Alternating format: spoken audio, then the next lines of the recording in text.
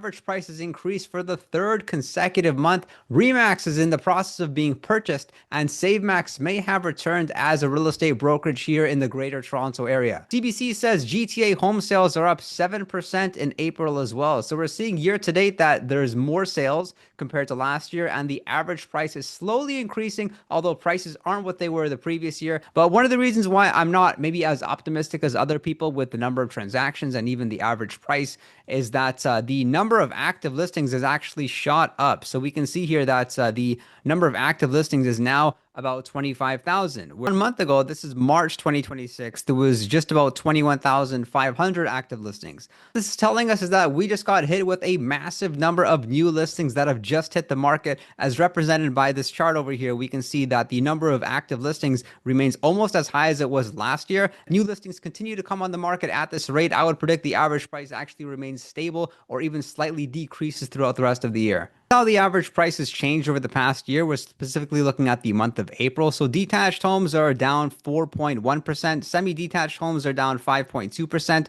We've got townhomes, they're down 7.9%, and condo apartments down 6.3%.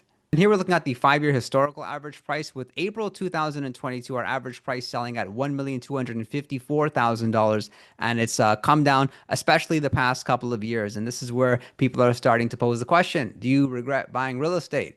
Perhaps over the past 5 years, it looks like that. But if they look at where they were 10 years ago, then they can see their average price has increased. You can see where the average price was back in 2016, $731,000. Let's go back 10 years prior, $354,000. So I like to think that we're in a rough patch and things can't stay this way forever. Investors or flippers or developers should be a bit cautious, but for everybody else, they can trust that real estate will be increasing in value.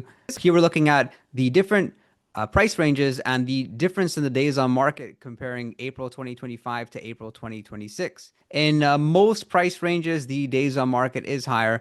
The ultra luxury, we can see that the days on market is lower, as well as properties between $750,000 to $1 million. And that's where we're seeing some bidding wars taking place if a property is competitively priced and the sellers are opting for that pricing strategy for the multiple bids. Surprisingly, they are actually seeing offers, sometimes 10, even 15 offers. Looking at the different cities across the GTA and Ontario to see how much price growth or price decrease they've experienced over the past year. Hills up 15%, Halton Hills up 1%, Mississauga down 1.8%, Toronto's down 3.3%, Brampton, Pickering both down about 5%, Stouffville's down 7%, as well as Vaughan, Milton, Aurora, and Ajax are down 8% year over year. Markham is down 9%.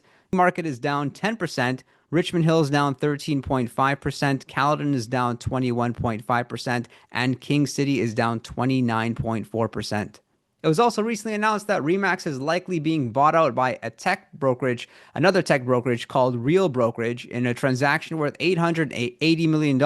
This is going to affect over 100,000 real estate agents in over 100 countries. It's massive news. Nothing has happened just yet. We're waiting on the final decisions to be made. And then most likely the second half of this year, changes will start to take place. And one of the things we know is that the real estate is changing in many ways with technology, AI, and we've seen a flood of agents that are selling at traditional brokerages move over to more tech-based companies where they're investing the same amount of money into their brokerage fees and getting more technology, more support, and more tools to help them better serve their clients. If you were to ask if this news surprises me, a little bit, not too much. I think the way in which it was mentioned is surprising. It's also surprising that it's such a small company that's buying this massive, ginormous company. I think that they have done the respectful and right thing for the agents to not make any major changes abruptly. Nobody wants a disruption to their business. Nobody wants to frantically have to worry about changing the signs they have on a listing that's up for sale. But over the past couple of years, I've seen agents that are happy with Remax. I've seen agents confused. What are they paying Remax for? They have a reputation, in my market anyway, for charging very high fees.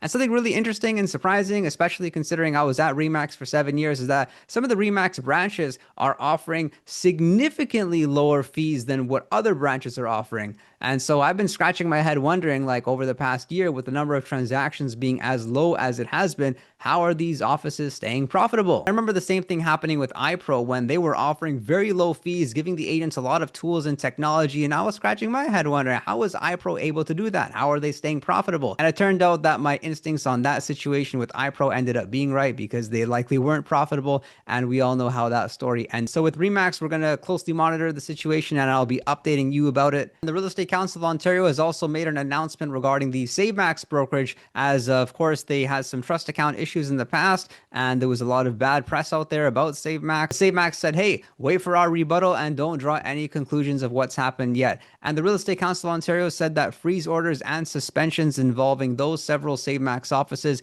will be lifted subject to mandatory conditions. Of course, Rico is really going to be overseeing how the SaveMax is operating specifically over the next 12 to 18 months. If you are buying or selling, I'd love to help. My number is 416-671-5218. If you're a real estate agent looking for a great brokerage, make sure to reach out to me to learn more about eXp Realty. And I'm also very active on Instagram. I appreciate your support and look forward to seeing you next time.